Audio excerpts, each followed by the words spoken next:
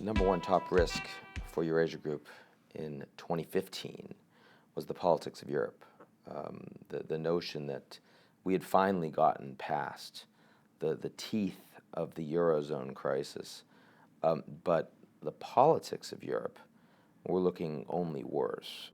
The world was very surprised by how quickly Europe turned sour on the migrant issue. And, you know, in part it's because Europe has just been one crisis after another since the financial crisis hit in 2008, and in part because the Europe watches were really focused on the economics, and they saw that Greece was going to exit, and Spain economically was falling apart, and Cyprus, and Italy, and Portugal, and Iceland, Ireland, all this stuff, right? They weren't ready for the other direction, and the other direction was that millions of refugees were coming from Syria and other countries across the region, Afghanistan, Eritrea, and no one was going to fix it. No one was going to fix it.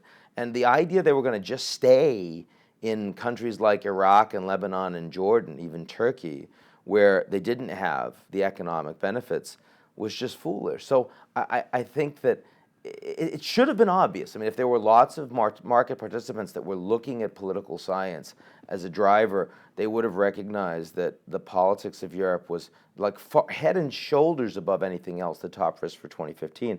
I was a little surprised that we were all by ourselves making that claim back in January. And of course, you know, it's always tough when you write these pieces, because on the one hand, you want to be analytically right, and on the other hand, you'd really rather none of these risks actually come true. So sometimes being a political scientist can be very conflicted from a personal perspective, and I absolutely feel that when we put these things out.